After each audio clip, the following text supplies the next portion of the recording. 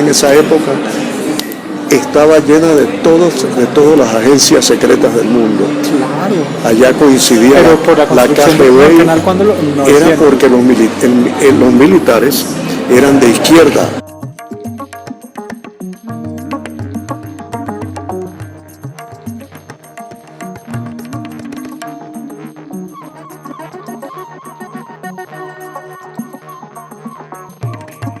Tiene implicaciones políticas tremendas.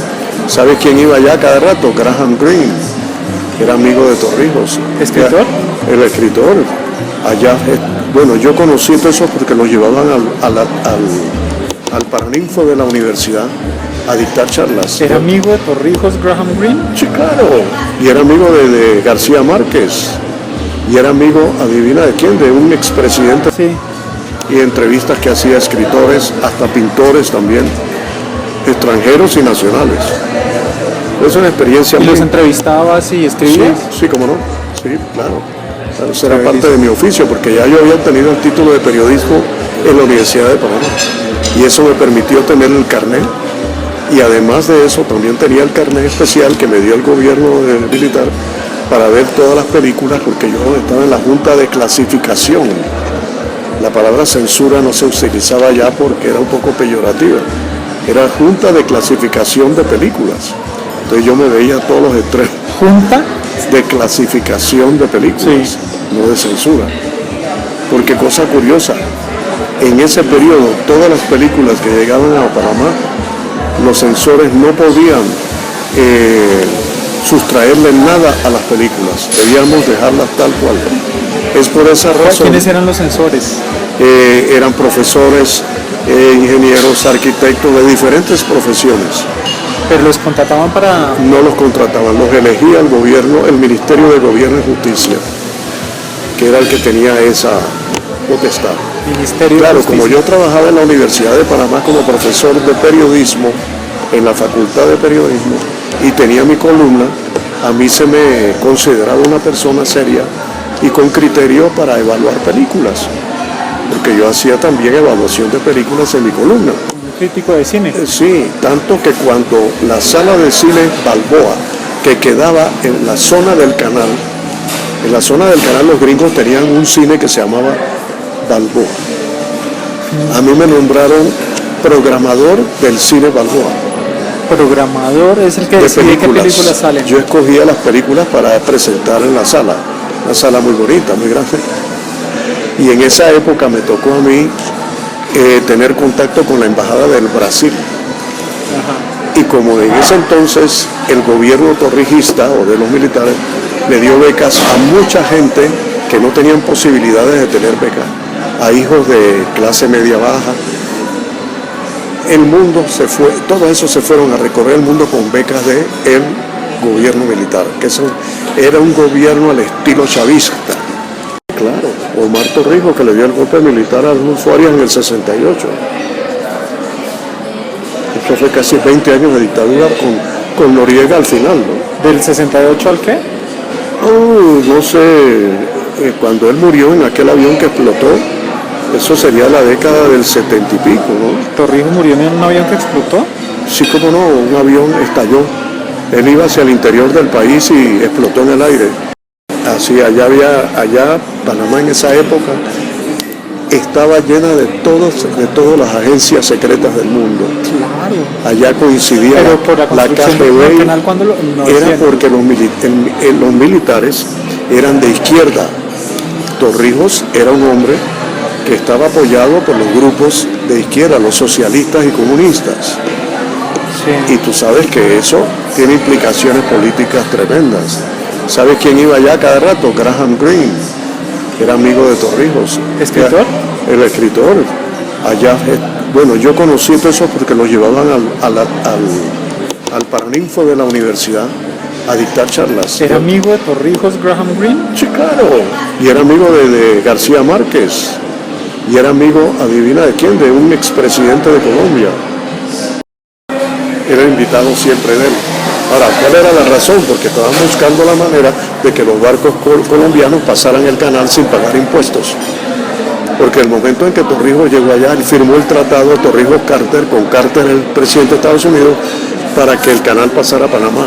O sea que un presidente de Colombia, izquierda firmó un contrato con el presidente de Estados Unidos. Sí, un dictador. Con un dictador, con el presidente de Estados Unidos, ¿que era quién? Omar Torrijos. No, el presidente de Estados Unidos. Jimmy Carter. Jimmy Carter, que era republicano, demócrata. Era demócrata. Eso fue cuando los gringos traspasaron el canal a Panamá. Los gringos eran los dueños. Sí, se los devolvieron. Torrijos, en una política nacionalista, acabó con la zona del canal. Los gringos se van de aquí. Ese canal es nuestro. Hubo un convenio, no a la fuerza, pero sí se llegó. Entonces es el famoso tratado Torrijos-Carter que pasó el canal a Panamá. Y al pasar a Panamá, las reglas del juego cambiaron para Colombia. Es una época muy interesante la que yo viví. Claro. Porque en el Panameño Melancólico, la novela, está todo eso. No está todo eso, pero sí es el periodo de la dictadura de Noriega. Pero yo publicaba en otros artículos sobre literatura y sobre cinematografía. Por ejemplo, La Estrella de Panamá, que existe, ¿no? Es un periódico de 1820 y pico. Sí. Y ese de Panamá, ese chiquito rojo. Sí, también, sí, crónicas. Lo que no se dijo en las crónicas. Se titula así, yo no me acuerdo. Sí, es el título del libro, sí. Pero ese fue editado en México. No se dijo. En las crónicas. Sí, ese es el título donde está ese cuento que te gustó a ti. Era súper corto, era una página tal vez. Sí, eran cuentos cortos, sí. Y era un cuento corto. Yo me había olvidado de ese libro, ¿sabes? Y de ese cuento, yo ni me acordaba qué es lo que yo había escrito. Sí, ese libro. Y esa colección de libritos de México, difícil conseguir eso. No, yo pero tengo uno de una colección. ¿De qué editorial era eso? ¿No mexicana? Signos. Editorial Signos. ¿Y sabes cómo se hizo esa editorial? Un amigo panameño vivía en el Distrito Federal, Enrique Jaramillo, y él y sus amigos mexicanos decidieron fundar una editorial y pusieron en una de las avenidas principales y en la universidad varios puestos donde se sentaban ahí a vender anticipadamente la edición. Antes de ser producida. Porque necesitaban plata. Entonces, para conseguir el dinero, ellos vendían eso. Era un prepago. ¿Qué era? Entonces recogieron ese dinero y cuando ya tenían el capital y los nombres de todas las personas que habían pagado anticipadamente, lo publicaron y esas personas recibieron su libro. Es una forma interesante de hacerlo. Editorial Signos nació así. Jaramillo, ¿el nombre cuál era? Levi. ¿Levi? Sí, Levi. Él es hijo de judíos. Eso es. Levi Jaramillo. Sí, Enrique Jaramillo Levi. Enrique. Él tiene varios libros, él tiene muchos libros, él es el que más libros tiene publicados en Panamá. ¿En dónde? En Panamá, él es panameño, sí. Enrique Jaramillo Levi. Tiene libros en cantidad porque él es fanático de la literatura y de la publicación. Y se ganó un premio allá de cuentos. Él escribe cuentos. Chévere, es que los cuentos son una nota. Él fundó ese editorial Signos, que ya desapareció, yo me imagino, porque él la llevó a Panamá. Comenzó en México y en Panamá siguió. Y allá yo publiqué también con Signos, una antología de jóvenes poetas panameños, antología de poetas jóvenes panameños, una antología así. Hay una cosa curiosa con ese libro. ¿Eso es qué año más o menos? Antología de jóvenes poetas, eso fue en el 82. Parecido. Una anécdota que te doy de ese libro de jóvenes poetas panameños.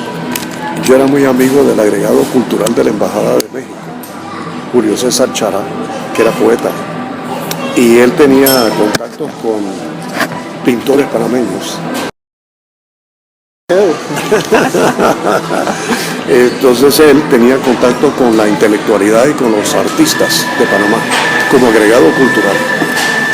Y conocía a muchos pintores que estaban deseosos que los escritores en la portada de sus libros pusieran las pinturas de ellos. Y uno de ellos logró, por medio de Julio César Chara, conocerme. Y me regaló uno de sus cuadros.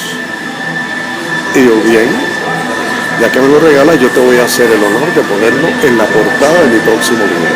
Ajá. Y el libro, que era Jóvenes Poetas, Antología de Jóvenes Poetas Panameños, tiene en la portada el cuadro de él, que es una cosa anecdótica de mi vida y mis relaciones con esa gente allá, con ese mundo que Pero yo todo lo conocí. recuerdas con una nitidez sorprendente.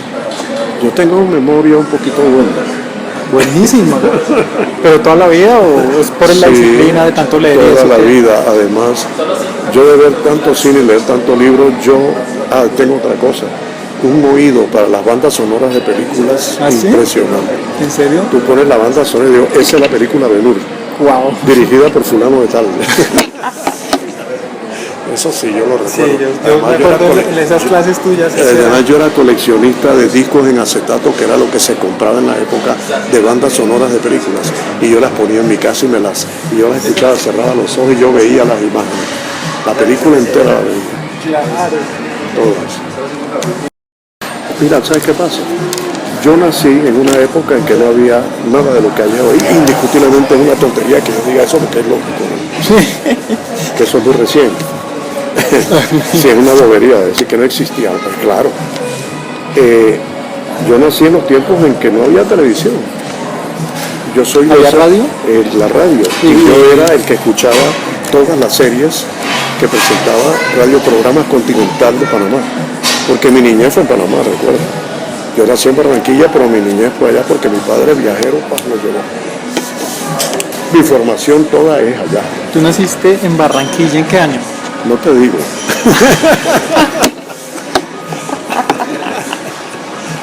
Claro, siglo XX, ¿no? Ah, bueno, por lo menos. No creo, ¿no? Tú eres siglo XX, sí, claro. Sí, claro, porque Sí, porque si no tendrías ahora mismo 17 añitos, tendrías, ¿no? Sí. Ese cambio, mira, a nosotros nos tocó algo interesante, cambio de milenio y cambio de siglo, a ti y a mí, que no lo han vivido muchos en este planeta, Nunca. Pues muy poco, sí. que se quedaron en el milenio pasado. Pero nosotros estuvimos en la transición. Yo digo que eso es una cosa maravillosa. Claro, somos afortunados. Pero afortunadísimo, nacer no solo siglos, sino milenios.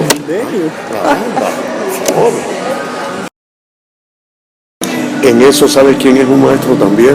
Y en una forma breve, Borges. Borges, claro. Los cuentos de esos que él escribió basados en los gauchos, en los orilleros. Hay uno que yo te recomiendo, que yo trabajo con él, que es la muerte de Rosendo Juárez. En la obra habla Rosendo y hablan otros, pero Borges tuvo la habilidad de no participar en ningún personaje, en ninguno, eran las voces de ellos las que hablaban.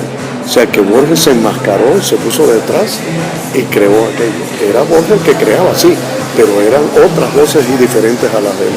¿Cómo logró O sea, él eso? logró salirse de Porque sí él mismo. tenía un oído estupendo para eso. Pues Porque si no veía le tocaba escuchar mucho. él escuchaba y lo transformaba el personaje que no era él. Eso es lo interesante de los cuentos de ficciones, hay mucho de eso. Yo le puse mucha atención a eso a Borges. ¿Cómo él podía lograr eso? Él se anticipó, claro. ¿Sí? Él se anticipó a todo lo que es hoy, porque la obra de él pareciera que hubiera sido hecha ahora con los medios electrónicos de ahora. Sí. Por ejemplo, ese famoso cuento de él, El Aleph. El Aleph es un caso muy interesante porque se anticipa a la electrónica y a la realidad virtual. El Aleph es la realidad virtual del planeta. Ese objeto diminuto que refleja el mundo, ¿no? Y que está en el sótano de una casa. A Borges hay que leerlo con mucho detenimiento y varias veces. Y mucho tiempo. Y retomarlo con frecuencia, ¿sí? Para sentirse animado a escribir. Exacto. Para tener un camino o un estilo o una fórmula, porque él te da la fórmula. Claro. Él te la da. Sí. Porque él no pecaba de grosería como Hemingway, que cuando le entrevistaban le decía, ¿cómo se te ocurre preguntarme eso? Era un gringo zafado, ¿no? Le decía, eso no se pregunta. ¿En serio? Claro, como él era periodista. Ah, Entonces tenía un interlocutor de su misma estirpe, él cuestionaba al entrevistador. Se Y cambiaban lo los trataba papeles. de estúpido también, ¿no? No sé cómo te ocurre. Además, cuando uno de esos le preguntó en el Paris Match, cuénteme cómo fue su amistad con Gertrude Stein allá en París, de donde sale su famoso texto, París era una fiesta. Dice, no, te pido por favor que no me preguntes nada de ella, ni de esa época, ni de esa gente, porque entonces entraríamos en una especie como de parlanchines, de cosas privadas. Porque tú sabes que Gertrude Stein era lesbiana, ¿no? Gertrude Stein era lesbiana y vivía con Alice Toklas, ambas escritoras famosas. Ellas eran amantes, pero ellas en su casa en París abrieron la puerta y ahí llegó lo que hoy son mitos del arte y de todo. Ahí estaba Hemingway, ahí iba Celine, ella hacía fiestas tenidas, pero ella era la que decidía y leía los textos primero. Y le decía a Hemingway, tú tienes que eliminar tal capítulo de tal cosa porque no me convence. ¿Qué me estás? Estamos hablando después, durante entre la Primera y la Segunda Guerra Mundial. Póngale en 1920, algo así. Es que Gertrude era una chica aventurera, viajera. ¿Cómo se escribe el nombre? Es que no he logrado. Gertrude Stein. Gertrude, pues. Gertrude Stein, S-T-I-N. Mira, te recomiendo una película, dos películas. Los modernos, que es de esa época. Y te recomiendo otra que Woody Allen le hace un homenaje a esta señora y a todos ellos, que se llama Midnight in Paris, Medianoche en París. Ah, ya se la vi yo. Bueno, esa es. Es una ficción inventada por Woody Allen que se basa en el libro París era una fiesta de Hemingway. Tienes que leerte París era una fiesta, es una novelita corta. Tú sabes que yo estoy empeñado, voy a ver si comienzo este año, cuando termine esta y los ensayos de Joe Steiner que él publicó en el New York Times, que lo compré, recogieron todos sus artículos del New York Times. Además yo soy fanático de Steiner, todo lo de él es bueno. George Steiner, sí, está vivo todavía. Sí, el campo de literatura, sí, él trabaja con idiomas. Él es el lingüista, pero es uno de los mejores ganadores del premio Príncipe de Asturias. No sé por qué no le han dado el Nobel a George Steiner, se lo merece. Yo lo leo mucho porque me inspira por la disciplina. Él es un hombre de una disciplina desde niño tremenda.